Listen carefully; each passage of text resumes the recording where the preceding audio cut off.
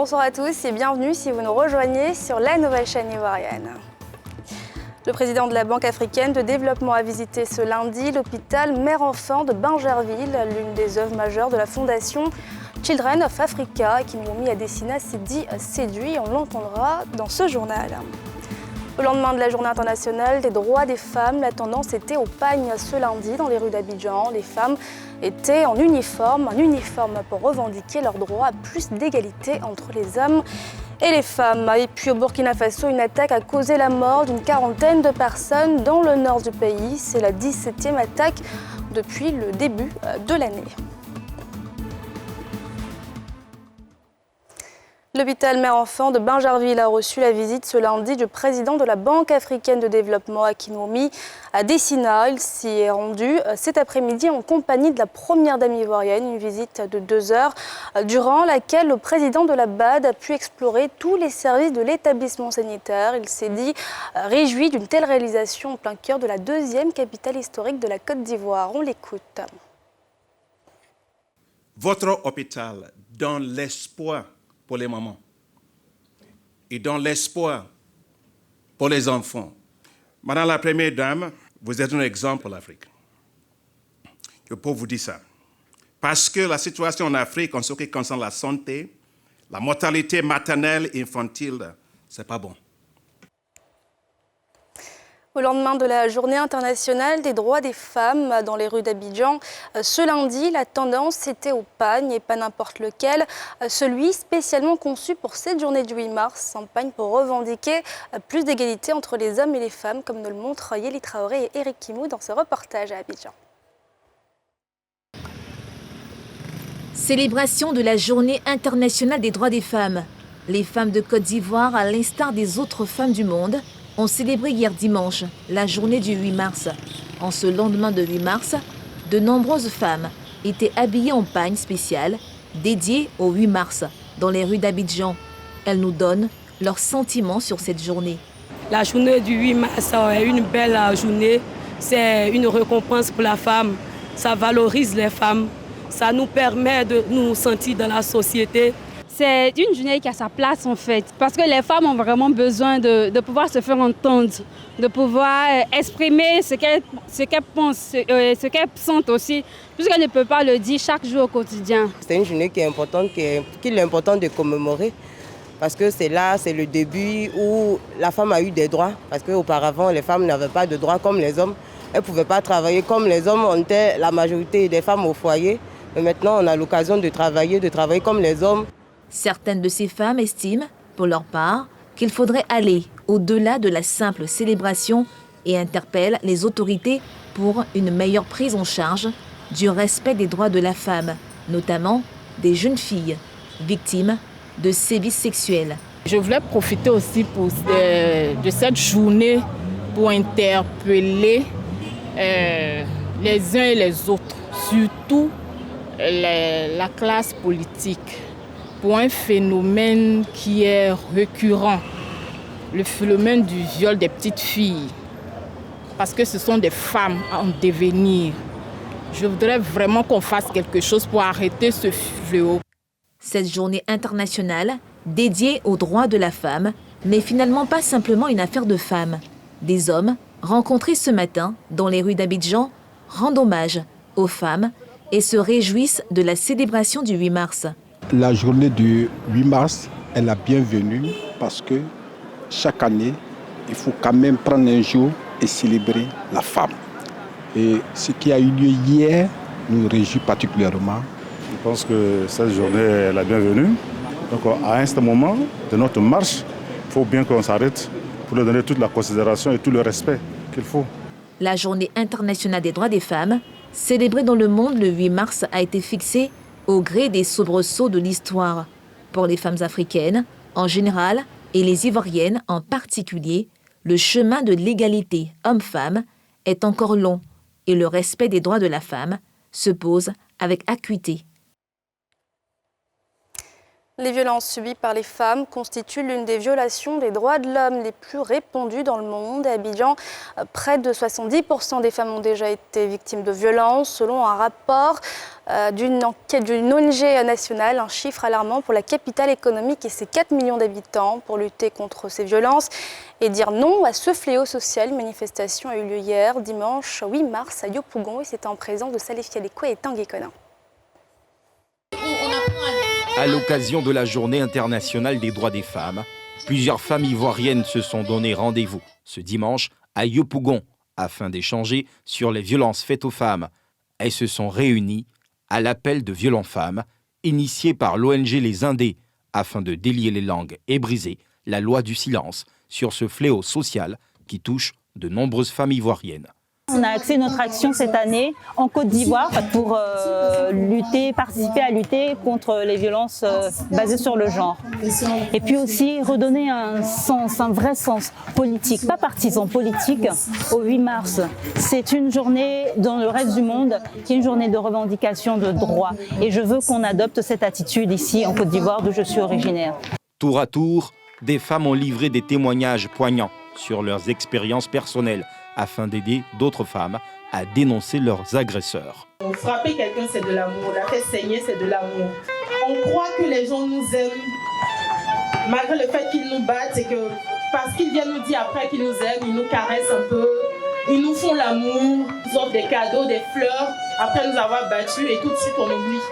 Mais en fait non, ça va durer, ça va pas s'arrêter. Avant c'était des injures, c'était des paroles blessantes simplement comme ça. Mais après, c'est devenu physique. Un jour, parce que j'étais rentrée, je crois, 1 heure après l'heure à laquelle je devais rentrer normalement, il m'a battue dans le garage jusqu'en haut et il a failli me faire tomber du 1er étage. Selon une enquête menée en novembre dernier par une ONG nationale, plus de 70% des femmes seraient victimes de violences conjugales ou de violences entre partenaires sexuels à Abidjan. Un chiffre alarmant. Malgré leurs conditions de vie précaires, elles se sacrifient en finançant la scolarisation de leurs enfants, le but étant de les éloigner des champs de cacao. Elles, ce sont les femmes du village agricole de Kokoti Kwamekro, dans le sud du pays, une réalité rendue possible grâce à la cellule féminine de renforcement pour l'épargne et le crédit, une association qui permet d'assurer la protection de l'enfant. Le récit de Yeli Traoré. Localité de Kokoti Kwamekro, un village de 2000 habitants dans la localité de Tahabo, à 200 km d'Abidjan. Des femmes aident les enfants à quitter les plantations de cacao pour retourner à l'école.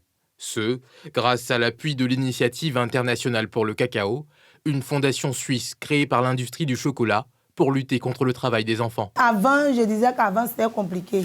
Parce que quand tu n'arrives pas à donner de l'argent à ton enfant pour qu'il puisse aller à l'école, des fois l'enfant même refuse carrément de partir à l'école. Et puis, on doit aller au champ, pour aller travailler au champ. On est obligé de partir avec l'enfant au champ, pour aller nous aider là-bas. L'ICI a décidé de soutenir une trentaine de femmes regroupées dans l'association Bakpa et Lait, faire du bien à l'enfant en langue baoulée.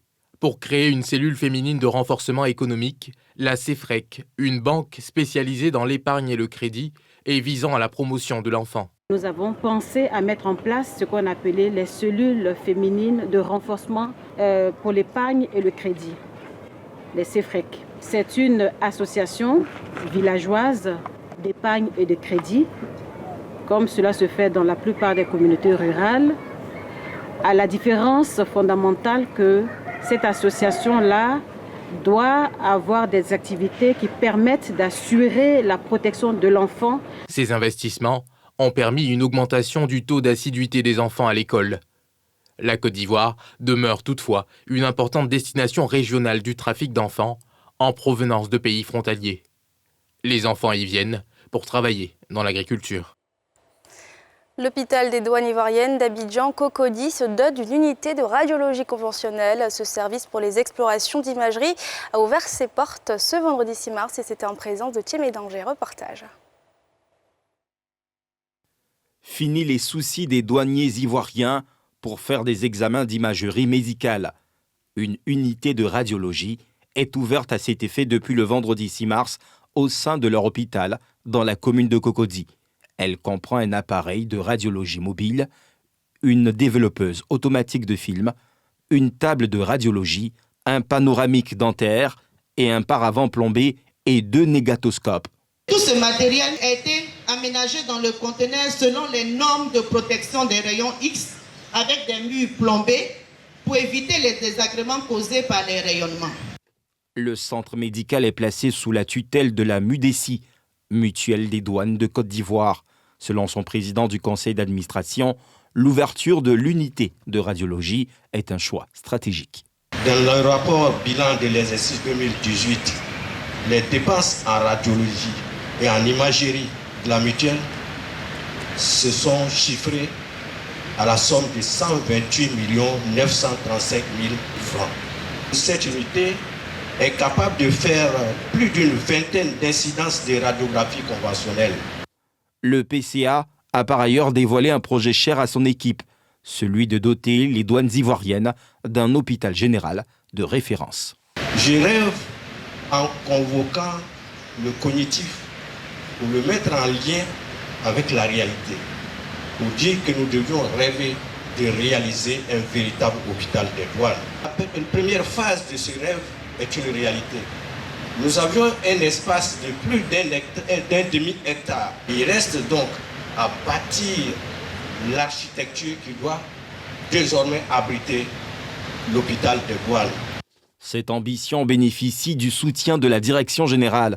Se réjouissant du travail abattu par le conseil d'administration, le général Alphonse Dapierre rassure. Ce projet n'est pas un rêve, c'est une réalité que nous allons mettre en œuvre.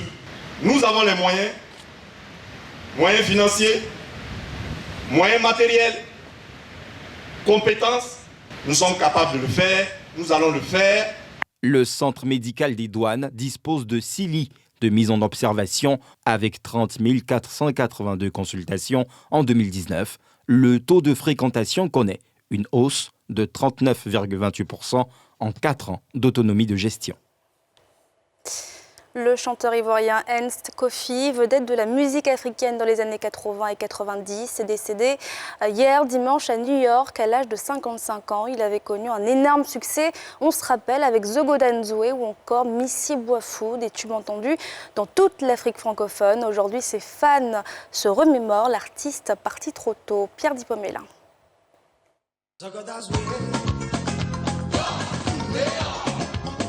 Ernst Kofi.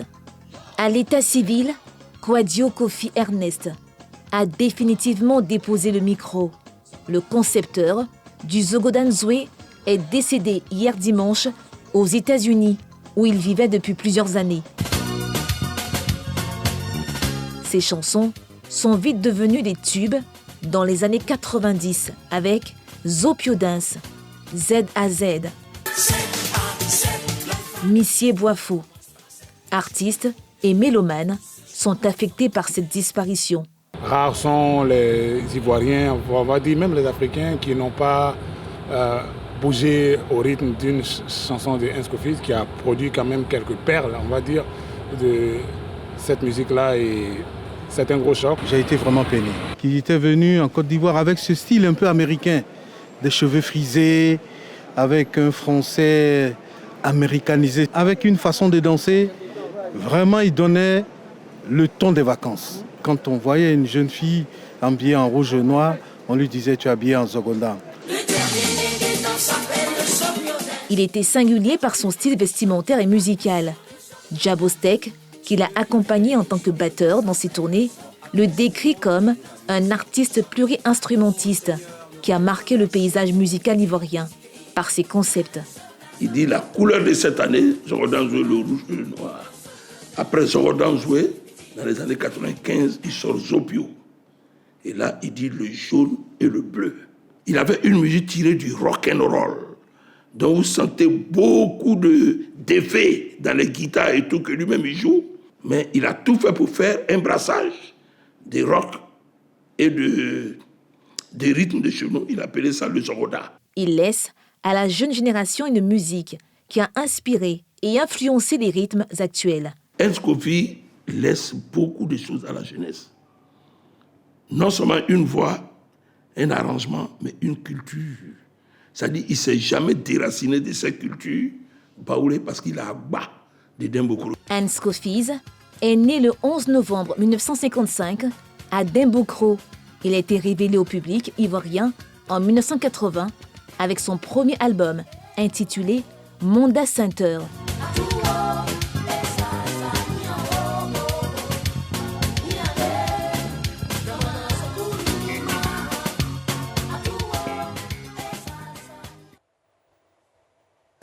Au Burkina Faso voisin, 43 personnes ont été tuées hier, dimanche, au cours de plusieurs attaques dans le nord du pays, précisément dans la commune de Barga, près de la frontière avec le Mali. C'est désormais la 17e attaque depuis le début de l'année. Le président Roch Christian Marc Kaboré a condamné ce lundi fermement dans un tweet cette nouvelle attaque et décrète un deuil national de 48 heures en hommage aux victimes. Et ce journal a été réalisé par l'ensemble de la rédaction. Merci de l'avoir suivi. Restez avec nous pour la suite de nos programmes et on se retrouve demain pour un nouveau rendez-vous de l'actualité.